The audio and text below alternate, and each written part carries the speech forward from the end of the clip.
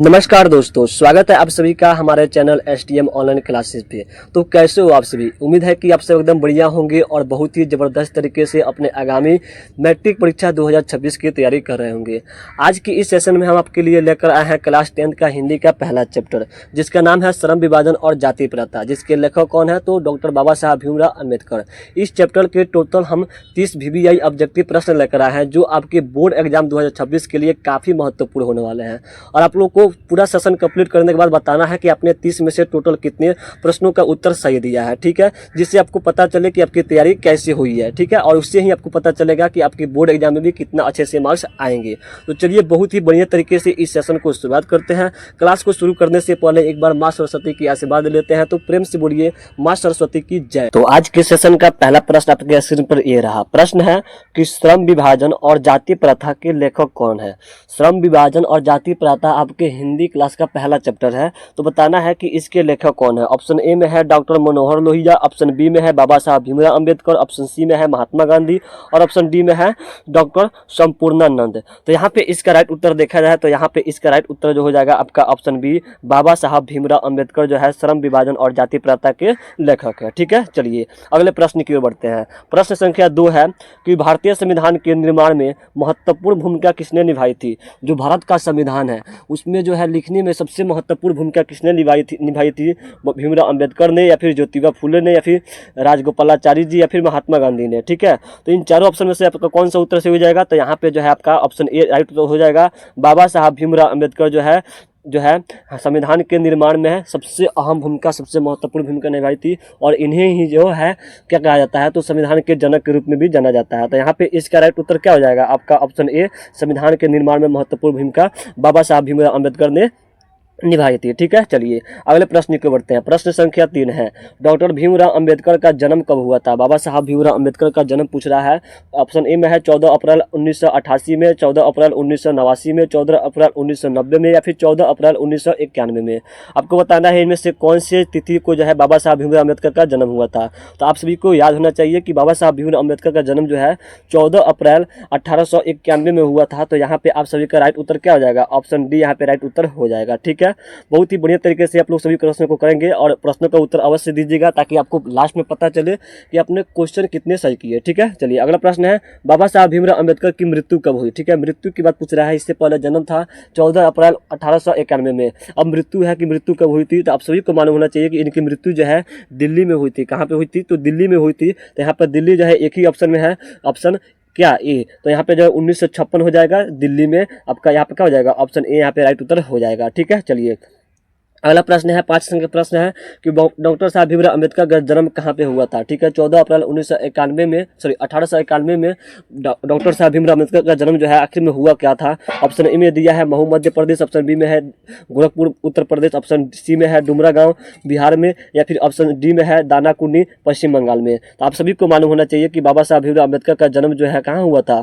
तो मध्य प्रदेश के महू में हुआ था। कहाँ पे? महू पे। तो यहाँ पे भी आपका राइट उत्तर क्या हो जाएगा? ऑप्शन ए यहाँ पे राइट उत्तर हो जाएगा। ठीक है, चलिए अगला नंबर प्रश्न है कि डॉक्टर अम्बेडकर साहब के पिता का नाम क्या था? ठीक है, बाबा साहब अम्बेडकर के पिताजी का नाम क्या था? ऑप्शन ए में है रामदेव सकपाल, ऑप्शन बी में है रामजी सकपाल, ऑप्शन सी में है रामकिशुन सकपाल, ऑप्शन डी में है राधेराम सकपाल। ठीक है, तो आप सभी को मालूम होना चाहिए कि डॉक्टर भीमराव अम्बेडकर का पिताजी का नाम क्या था जी? तो रामजी सकपाल था। यहाँ पे आप सभी का उत्तर अगर ऑप्शन बी आ रहा है तो बिल्कुल सही जा रहा है। ठीक है, अभी आप लोग कमेंट कीजिए कि 6 में से अभी तक कितने प्रश्नों का उत्तर आप लोगों का गलती हो चुका है। ठीक है, देखते चलिएगा।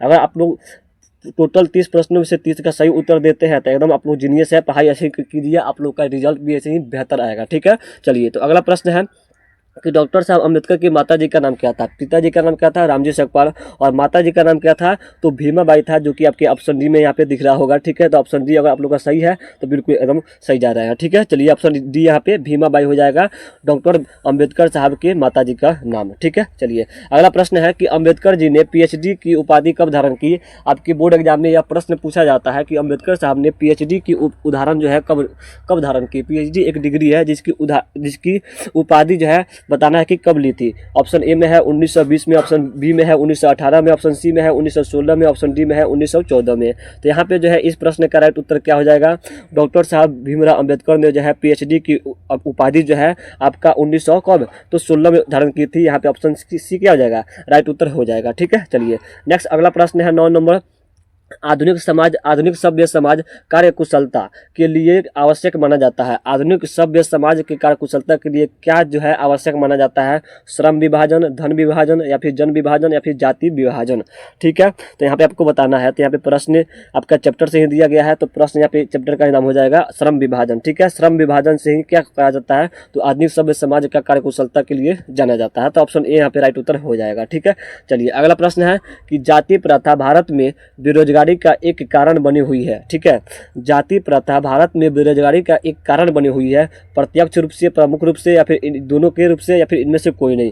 तो जो जाति प्रथा है भारत में बेरोजगारी का जो कारण है, यह दोनों रूप से बनी हुई है, प्रत्यक्ष और प्रमुख दोनों रूप से। तो यहाँ पे आपका ऑप्शन क्या हो जाएगा, सी यहाँ पे राइट उत्तर हो जाएगा। ए और बी आपका दोनों से हो जाएगा, ऑप्शन सी यहाँ पे राइट उत्तर हो जाएगा। ठीक है, चलिए सारे प्रश्नों को आप लोग याद करते चलिएगा। जिसका प्रश्न का उत्तर आपको मालूम है वो तो बढ़िया है, जो याद नहीं है उसका स्क्रीनशॉट लेकर याद कर लीजिएगा, क्योंकि यहाँ पे जो भी सारे प्रश्न हैं आपके बोर्ड एग्जाम में पूछे गए प्रश्न है। ठीक है, और पूछे जाने प्रश्न के ज़्यादा से ज़्यादा चांस है आपके बोर्ड एग्जाम में, सबसे ज़्यादा चांस है यहाँ से प्रश्न बनने की, और चैप्टर 1 है तो यहाँ से प्रश्न बनने ही बनने हैं। ठीक है, चलिए अगला प्रश्न है कि मूक नायक क्या है। जो यहाँ पे आपका मूक नायक है वो बताना है क्या है, अखबार था, पत्रिका था, या फिर पुस्तक था, या फिर कहानी संग्रह है। ठीक है, तो यहाँ पे 11 नंबर प्रश्न का उत्तर अगला ऑप्शन बी दे रहा है, पत्रिका। तो एकदम बिल्कुल सही दे रहा है। ठीक है, क्या है, मूक नायक एक पत्रिका है। ठीक है, चलिए अगला प्रश्न 12 नंबर प्रश्न देखिएगा। 12 नंबर प्रश्न क्या कह रहा है कि अम्बेडकर की दृष्टि में, ठीक है, बाबा साहब अम्बेडकर की दृष्टि में भाईचारे का वास्तविक स्वरूप कैसा है ना। भाईचारा क्या होता है, यह अम्बेडकर जी किसको बताते हैं, किस चीज़ का उदाहरण देते हैं, दूध और शक्कर के मिश्रण के जैसा, या फिर दूध और पानी के मिश्रण के जैसा, या फिर तिल और तंडुल के मिश्रण के जैसा, या फिर पानी और नमक के मिश्रण के जैसा। तो जो भाईचारे का जो वास्तविक रूप है वह कैसा है ये आपको बताना है। तो यहाँ पे आप लोग को दिख रहा होगा ऑप्शन बी। यहाँ पे ऑप्शन बी में दिया है दूध और पानी के जैसा। जिस प्रकार से दूध और पानी आपस में मिल जाते हैं, पता ही नहीं चलता है कि कहाँ दूध है इसमें, कहाँ पानी है, उसी प्रकार जो है भाईचारे का वास्तविक रूप है। ठीक है, तो यहाँ पे क्या हो जाएगा, आपका ऑप्शन बी यहाँ पे राइट उत्तर हो जाएगा। ठीक है, उम्मीद है कि आप लोगों को सारे प्रश्न समझ में आ रहे होंगे और प्रश्न भी करने में भी मजा आ रहा होगा। ठीक है, चलिए अगला प्रश्न है कि सभ्य समाज की आवश्यकता है। सभ्य समाज बनाने के लिए किसकी आवश्यकता है, जाति प्रथा की, श्रम विभाजन की, या फिर अणुबम की, या फिर दूध पानी का।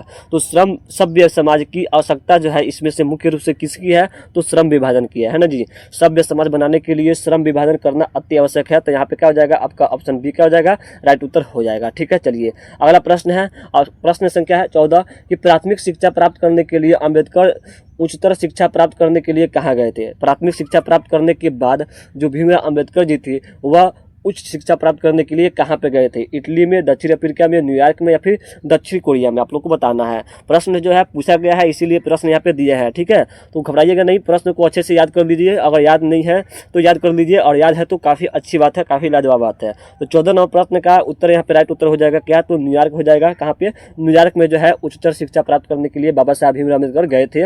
यहाँ पे आप सभी का ऑप्शन सी राइट उत्तर हो जाएगा। ठीक है, चलिए नेक्स्ट अगला प्रश्न है कि अंबेडकर चिंतन व रचनात्मक के लिए प्रेरक व्यक्ति थे। अंबेडकर के चिंतन व रचनात्मक के लिए प्रेरक व्यक्ति कौन थे, बुद्ध थे, कबीर थे, ज्योतिबा फुले थे, या फिर इनमें से सभी थे। तो अंबेडकर जी के जो चिंतन व्यक्ति थे, रचनात्मक व्यक्ति थे, वह ये सभी थे। ठीक है, बुद्ध भी थे, कबीर भी थे, और ज्योतिबा फुले थे। तो यहाँ पे आपका ऑप्शन क्या हो जाएगा, इनमें से सभी, ऑप्शन डी यहाँ पे राइट उत्तर सही हो जाएगा। ठीक है, चलिए अगला प्रश्न है 15 नंबर प्रश्न। 15 तक यहाँ पे कंप्लीट कर लिया है, आधा प्रश्न और बचे हैं, आप लोग शुरू से अंत तक जरूर देखिएगा। अगला प्रश्न है कि जाति पाति तुरक मंडल भाषण लाहौर में कब हुआ था।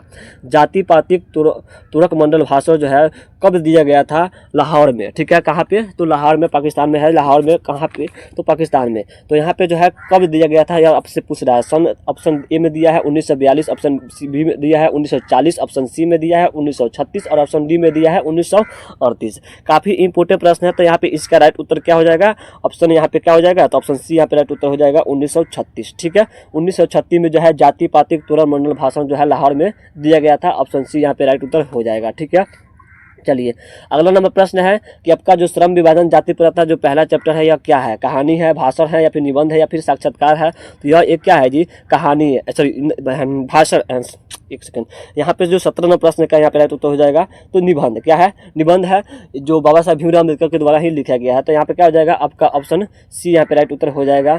श्रम विभाजन और जाति प्रथा एक निबंध है। ठीक है, चलिए अगला प्रश्न है 18 नंबर। प्रश्न 18 नंबर हो जाएगा यहाँ पे क्या, तो निम्नलिखित रचनाओं में से कौन सी रचना जो है बाबा साहब भीमराव अम्बेडकर की नहीं है। इनमें से बताना है कि बाबा साहब भीमराव अम्बेडकर जो है किसकी रचना नहीं किया है। ऑप्शन ए में दिया है the caste in India, the untouchable, या फिर हु आर शूद्रास, ठीक है, या फिर ऑप्शन डी में दिया है इनमें से सभी। तो ये सभी के सभी जो है बाबा साहब भीमराव अम्बेडकर की ही रचना है। तो यहाँ पे क्या हो जाएगा, ऑप्शन यहाँ पे डी राइट उत्तर हो जाएगा। बाबा साहब भीमराव अम्बेडकर की ये सभी की सभी रचना है, ऑप्शन डी यहाँ पे राइट उत्तर हो जाएगा। इसको आप लोग अच्छे से याद कर लीजिएगा, हो सकता है तो इसका नाम भी याद कर लीजिएगा, क्योंकि आपके सब्जेक्टिव प्रश्न में पूछ जाता है यह प्रश्न। ठीक है, कि बाबा साहब के किसी 3 रचनाओं के 4 रचनाओं के नाम लिखिए, तो यहाँ पे इसको लिखना पड़ता है। ठीक है, चलिए अगले प्रश्न की बढ़ते हैं। प्रश्न संख्या 19 नंबर प्रश्न क्या कर रहा है कि आधुनिक सभ्य समाज श्रम विभाजन को आवश्यक क्यों मानता है।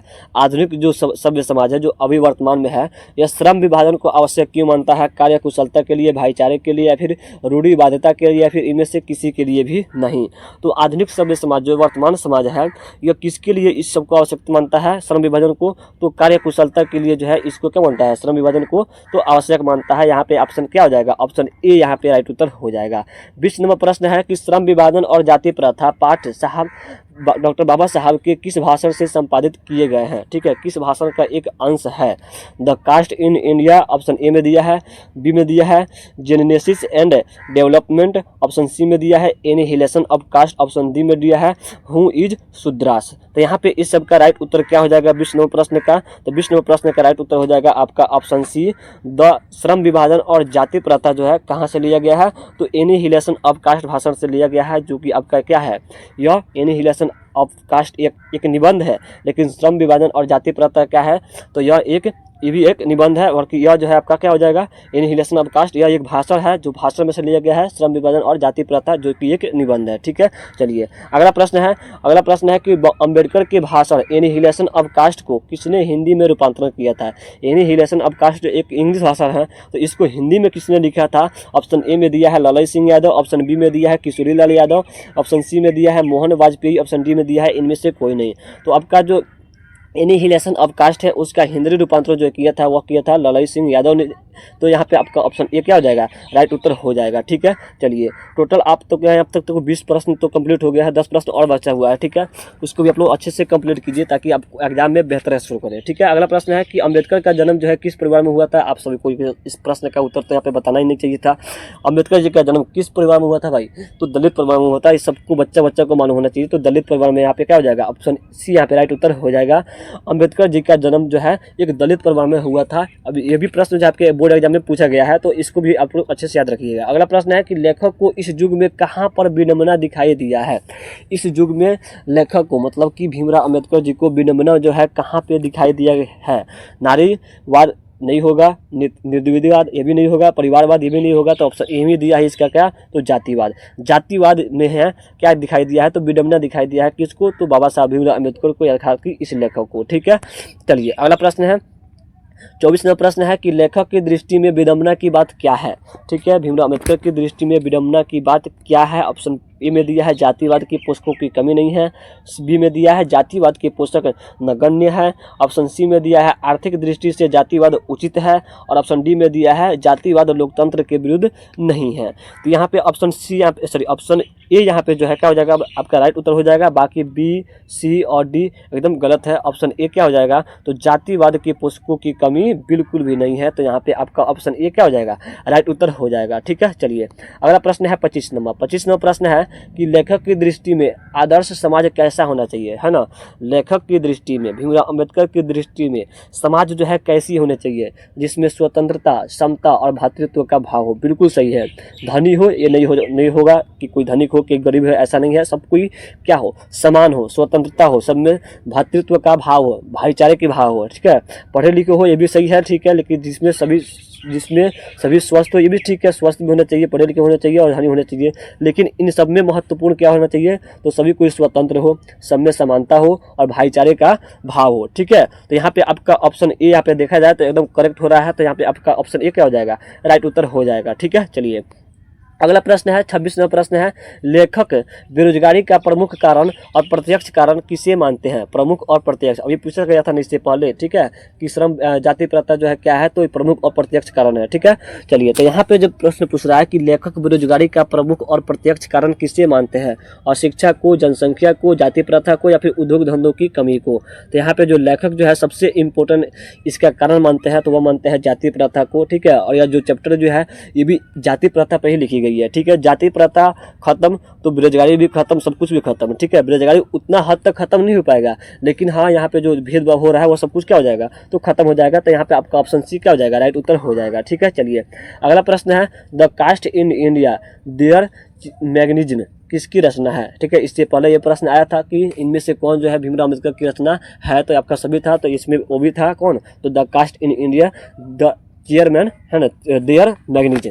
तो ये भी उसका क्या है, तो भीमराव अम्बेडकर की ही रचना है। तो यहाँ पे ऑप्शन ये क्या हो जाएगा, राइट उत्तर हो जाएगा, ठीक है। चलिए, अगला प्रश्न है कि आर्थिक पहलू से भी जाति प्रथा क्या है। जाति प्रथा क्या है, तो जाति प्रथा से किसी को लाभ हुआ है, बिल्कुल भी नहीं, हानि बिल्कुल भी नहीं, और सी एकदम ठीक है, हानि भी हुई है, और इनमें से सभी। 28वां प्रश्न कह रहा है, ठीक है, कि आर्थिक पहलू से जाति प्रथा क्या है जी। जाति प्रथा लाभदायक है या फिर हानिकारक है या फिर अनुकूल है, मतलब चलता रहे, ठीक है, नहीं, बिल्कुल भी ये सब गलत है। जाति प्रथा एकदम क्या है, तो हानिकारक है। यहाँ पे आपका ऑप्शन बी क्या हो जाएगा, राइट उत्तर हो जाएगा, ठीक है। चलिए, अगला प्रश्न है कि डॉक्टर साहब अम्बेडकर ने किस पत्रिका का संपादन किया था। डॉक्टर साहब अम्बेडकर ने किस पत्रिका का संपादन किया था, उज्ज्वल भारत का, उड़ता भारत का, बहिष्कृत भारत का, या फिर पुरस्कृत भारत का। तो डॉक्टर साहब भीमराव अम्बेडकर ने जिस पत्रिका का संपादन किया था वह किया था क्या, तो बहिष्कृत भारत का। यहाँ पे आपका ऑप्शन सी क्या हो जाएगा, राइट उत्तर हो जाएगा। नेक्स्ट और अगला लास्ट प्रश्न है कि भारतीय संविधान के निर्माता के रूप में, जनक के रूप में, पिता के रूप में, है ना, जननी के रूप में किसे माना जाता है, किसे कहा जाता है। तो भारतीय संविधान के निर्माता के रूप में जो माना जाता है, आप सबको इसका उत्तर मालूम होना चाहिए। यहाँ पे आपका ऑप्शन बी में दिया है क्या, तो डॉक्टर साहब भीमराव अम्बेडकर, बाबा साहब भीमराव अम्बेडकर। तो यहाँ पे आपका ऑप्शन बी क्या हो जाएगा, राइट उत्तर सही हो जाएगा। टोटल यहाँ पे जो आपके 30 प्रश्न क्या हुए, कंप्लीट हुए। 30 प्रश्न में से आपको बताना है कि टोटल आपने कितने प्रश्न का उत्तर सही दिया है। यह आपका पहला चैप्टर था श्रम विभाजन और जाति प्रथा, हिंदी क्लास 10th का। इसी तरह से आपके सभी क्लास के सभी चैप्टर के इम्पोर्टेंस प्रश्न हम लेकर आएंगे आपको, ऐसे ही अच्छे तरीके से आपका सभी चैप्टर जो क्या कराएंगे, तो कंप्लीट कराएंगे। इसीलिए आपको जरूरी रहता है इस सेशन को, इस चैनल को सब्सक्राइब करना, ताकि अगला जो वीडियो आए उसका नोटिफिकेशन आप तक पहुंच जाए और आप भी उस वीडियो को देखकर अपनी तैयारी को मजबूत कर पाए, ताकि आपका भी जो है बोर्ड एग्जाम में एक अच्छा मार्क्स ला सके, ठीक है। तो इसके लिए क्या करना है आपको, तो चैनल को सब्सक्राइब कर दीजिए, बेल आइकन को प्रेस कर लीजिए, और हाँ, वीडियो को लाइक जरूर कीजिएगा, और कैसी लगी वीडियो कमेंट्स बॉक्स में अवश्य बताइए, ठीक है। मिलते हैं किसी नेक्स्ट क्लास में, तब तक के लिए जय हिंद, पढ़ते रहिए, बढ़ते रहिए।